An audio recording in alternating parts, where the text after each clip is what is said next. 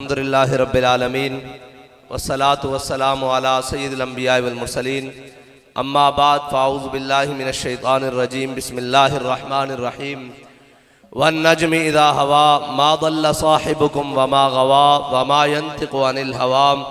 ان هو الا وحی یوحى علمہ شدید القوى ذو مرة فاستوى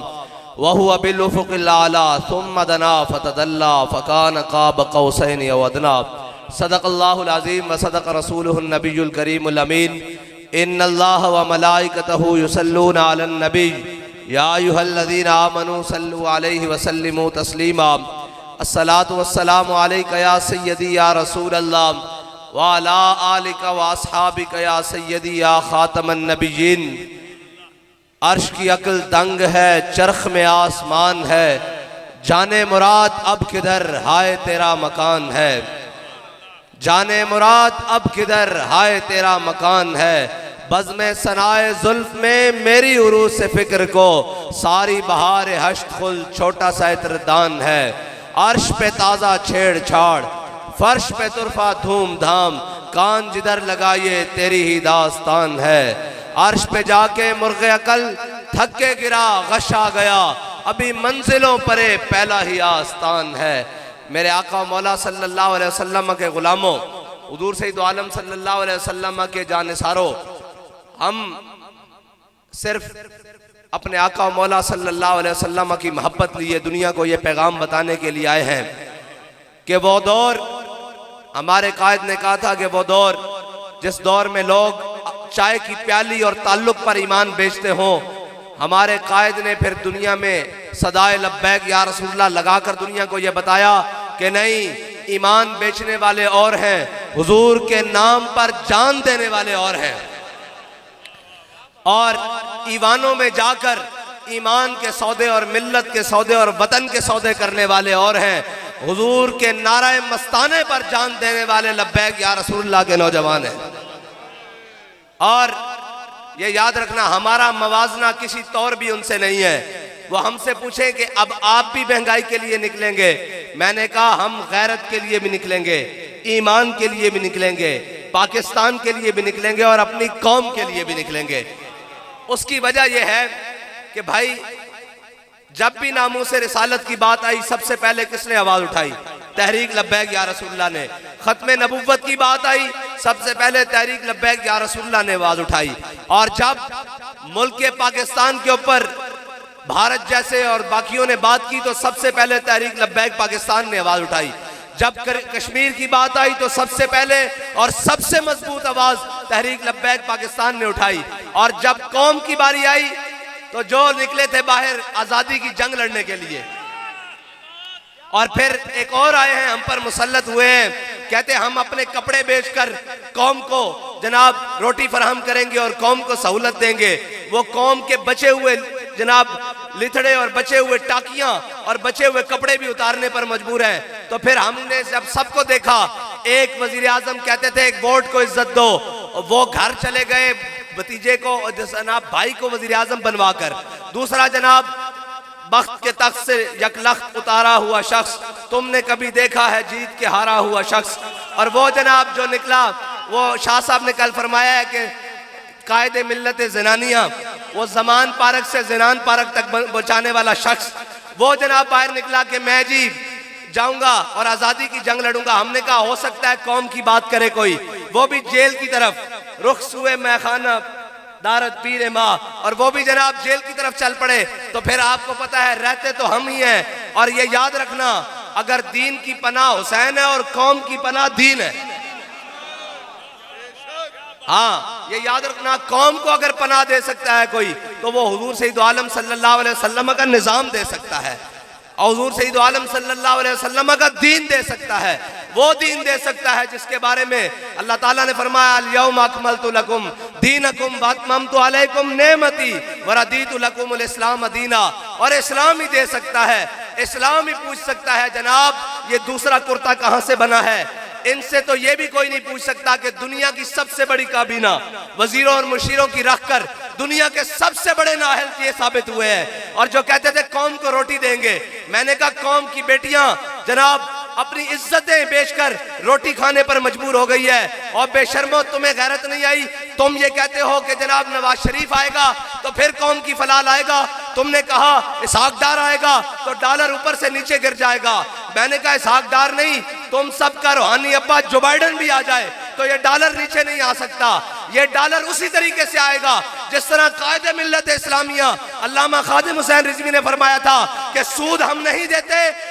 قرض اس دن دیں گے جس دن ملک خوشحال ہوگا. جاؤ بھاگ جاؤ، ہم نہیں دیتے. کیونکہ جس عیاشوں کے لیے، جن بدماشوں کے لیے تم نے پیسے دیے ہیں ان کے پاس جا کے لو. یہ قوم 2 وقت کی روٹی اپنا خون اور پسینہ بہا کر کھاتی ہے، اس لیے سارے بھاگ جاؤ، حضور کا دین تخت پر آ رہا ہے. یا رسول اللہ لبیک لبیک لبیک یا رسول اللہ لبیک لبیک لبیک یا رسول اللہ لبیک لبیک لبیک. اور تفریق دیکھیں، زمین اور آسمان کی تفریق. یہ کہتے ہیں آپ مولوی لوگ کیسے لائیں گے جناب، دین کیسے آئے گا جی، یہ نظام کیسے بدلے گا؟ میں نے کہا 3 چیزیں ہیں جو تنگ کرتی ہیں. ایک ذات تنگ کرتی ہے،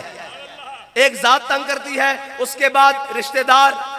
اور جناب قرابت دار یہ سارے یہ تنگ کرتے ہیں، اور اس کے بعد دوست اور تعلق دار تنگ کرتے ہیں. یہ 3 چیزیں ہیں. حضرت عمر بن عبدالعزیز خلیفہ بنے، مسجد میں اعلان ہوا، سرکاری فرمان جاری ہوا کہ عمر بن عبدالعزیز امیر المومنین بن گئے ہیں. مسجد سے باہر نکلے، باہر شاہی فرمان کے مطابق جناب گھوڑے، بگیاں اور جناب مشل پردار اور جناب وہ سارے نیزے تانے ہوئے بڑے بڑے کمانڈوز آ گئے. حضرت عمر بن عبدالعزیز نے کہا بھائی تمہیں کیا ہوا؟ انہوں نے کہا جی آپ امیر المومنین بن گئے ہیں، وقت کے حاکم بن گئے ہیں، آپ کی سیکیورٹی کے لیے، آپ کے پروٹوکول کے لیے آئے ہیں. حضرت عمر بن عبدالعزیز نے کہا بھائی عمر بن عبدالعزیز گھر سے مسجد تک چل کر ان 2 ٹانگوں پر آیا تھا، انہی پر واپس چلا جائے گا. یہ قوم کا مال ہے، بیت المال میں واپس لے جاؤ. یہ پہلی بات. گھر آئے، گھر آپ کے گھر کوئی جناب وہ کیا کہتے ہیں بنی بنائی پیرنی نہیں ہے، حقیقت میں بادشاہ کی بیٹی ہے، عبد الملک کی بیٹی ہے. عمر بن عبدالعزیز کے گھر عبد الملک بن مروان کی بیٹی ہے. اور جب وہ گئے تو جناب گھر آئے تو کہا بیگم آپ کو عمر بن عبدالعزیز چاہیے یا یہ مال و دولت، یہ باغات، یہ جناب کنیزیں، یہ خادمان، یہ سونے جواہر یہ چاہیے؟ انہوں نے کہا عمر بن عبدالعزیز ہوا کیا ہے؟ کیا ہوا ہے؟ انہوں نے کہا میں مسلمانوں کا حاکم بنا دیا گیا ہوں، آپ کے والد نے جو کچھ آپ کو جہیز میں دیا ہے یہ آپ کے والد کی ملکیت نہیں ہے، یہ قوم کا مال ہے، جناب بیت المال میں بھیج دو. اگر عمر چاہیے تو یہ مال چھوڑنا پڑے گا، اگر مال چاہیے تو عمر ابھی تمہیں طلاق دیتا ہے. انہوں نے کہا جی نہیں مجھے عمر چاہیے، مال ابھی چلا گیا. ادھر دیکھو دین تخت پر آیا ہے، اور نبینوں اور اندھو دیکھو دین تخت پر آیا ہے. ادھر ایک وزیر، ایک مشیر بنے، ایک مشیر جناب اس کا نوٹیفیکیشن جاری ہو، گاڑیاں بھر بھر کر آ رہی ہیں، صوفوں کی، پردوں کی، قالینوں کی، اس کے بیگمات کا سامان. کیا ہوا جی؟ صبح مشیر صاحب جناب حلف اٹھا رہے ہیں، وزیر صاحب وزارت عظمیٰ گاڑیاں آ گئی ہیں پروٹوکول کے لیے. ادھر دیکھو دین تخت پر آیا ہے، جو کچھ گھر میں ہے وہ سارا لاد کر بیت المال میں جا رہا ہے. ہاں یہ تنگ کرتا ہے. پھر تیسری بات، حضرت عمر بن عبدالعزیز نے اعلان کروایا، کہتے ہیں مولوی کیسے لائیں گے؟ میں کہا بچو تو مولوی ہے، تینوں مولوی لبے نہیں ہیں. ایک منٹ جی بیٹھو. اب متانو مولوی لبے نہیں ہیں، تسی جناب گھر دی کابینہ تے گھر دے کیبنٹ تے گھر دے تیار کر دے حلوہ خور مولوی، تو سب مولوی ویکھے نہیں ہیں. مولوی جناب علامہ فضل حق خیر آبادی نو کہندے ہیں، مولوی امیر المجاہدین علامہ خادم حسین رضوی نو کہندے ہیں. ہاں تانوں تسا جناب لگے تے چڑیاں مار دے آئے ہو، تانوں اگر ٹکریا کوئی نہیں. جناب کہندے ہیں ہم ایسے کر دیں گے، ایسے کر دیں گے. میں کہا جڑیاں دا گلاں جناب جڑیاں دیاں گلاں گھر بیٹھ کر ڈرائنگ روم وچ نہیں ہوندیاں، جڑیاں دیاں گلاں میدان وچ ہوندیاں، پتہ لگ جاندا کتنے بھی ہیں تے 100 ہوندے.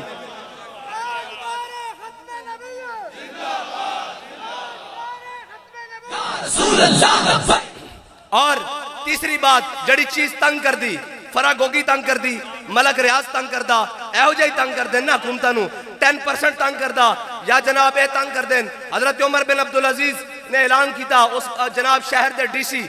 دمشق دے ڈی سی یا جناب وقت دے سیکٹری نو، انہوں نے کیا بھئی اعلان کرو جتنے بھی لوگ جنہ کو سرکاری باغاتن، سرکاری زمینان، جنہ دے اس زمانے ڈی ایچ ایزن، بحری آزن یہ سارے نو بلاؤ انہوں کہو دوبارہ سر نو معاہدہ جناب خلافت نہ کر لو امیر المومنین تواڈے نال دوبارہ سائن کرنا چاہتے ہیں لیاؤ او جناب اپنے اپنے معاہدے لے آیا کوئی درخت دی چھال ہوتے لے آیا کوئی جناب کپڑے ہوتے لکھیا لایا کوئی جناب چمڑے ہوتے کوئی کاغذ ہوتے اس زمانے جس طرح معاہدے لکھے ہوئے سن وہ سارے لے آئے حضرت عمر بن عبدالعزیز دے سامنے کھڑا کیتا فلاں جاگیردار آیا میں اتنے مربعہ دا مالک میرا فلاں بن فلاں فلاں اموی شہزادہ آپ نے ساریاں جاگیراں جمع کیتیاں کاغذ وہ چمڑے سارے جمع کیتے آپ نے فرمایا بھئی عشاء دا نماز دا ٹائم ہے چلو نماز پڑھیے جدو نماز پڑھ کے نکلے آپ نے اپنے جبے دی بائیں جانب تو سارے معاہدے باہر کٹے اور دائیں جانب چو کینچی باہر کٹی کٹ کے تے سارے ایک ایک کر کے قطر دیتے فرمایا نس جاؤ سارے ایک قوم دے غریبہ دا مال ہے تہاڈا مال نہیں تہانوں اس دی لوڑ نہیں چلو باہر جاؤ اینج اسلام آندا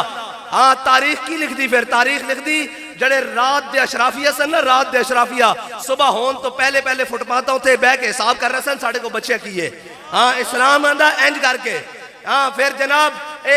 گھڑیاں چوری نہیں کرنیاں پہندیاں پھر جناب زلفی بخاری نہیں رکھنا پہندا پھر اون چودھری نہیں رکھنا پہندا پھر آہد چیمہ دے جناب بینک اکاؤنٹ چو 18 ارب روپیہ برآمد نہیں ہوندا پھر جناب مقصود ٹیلر دے جناب اس دے اکاؤنٹ چو ارب روپیہ برآمد نہیں ہوندے پھر جناب خان سامیہ اور جناب نائیاں دے جناب انہاں دے جناب کٹنگ کرن والےاں دے اکاؤنٹاں چو ارب روپیہ برآمد نہیں ہوندے پھر تا عمر بن عبدالعزیز دیاں بیٹیاں جناب بادشاہ اپنے والد صاحب نو ملن آن تے منہ تے کپڑا کر لین انہاں کہا حضرت عمر بن عبدالعزیز نے اپنی بیوی کو پوچھا بھئی انہاں نو کی ہویا انہاں کیا انہاں دے گھر سالن نہیں پکدا کافی دینا تو پیاز نہ روٹی کھا رہی ہیں انہاں دے منہ چ بدبو آ رہی تاک کپڑا اگے رکھیا پھر اسلام ایویں آندا ایویں نہیں آندا جناب اے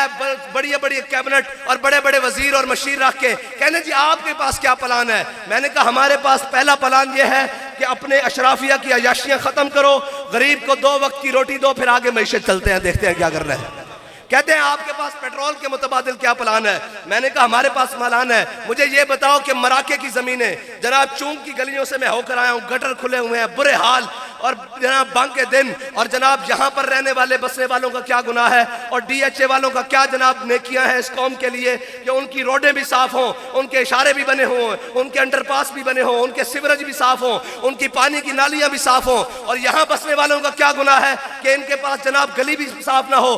نالی بھی صاف نہ ہو لیکن ان کا بھی دوا ٹھیک ہے کہ 70 سال سے نالیوں پر ووٹ دے رہے ہیں ابھی تک نالیاں بھی نہیں بنی ہیں جی اور انہوں نے کیا کیا ہے قوم کے لیے کہ ان کے لیے جناب علیحدہ جناب سیکیورٹی سسٹم بھی ہے چوکیاں بھی بنی ہوئی ہیں یہ کیا کیا ہے انہوں نے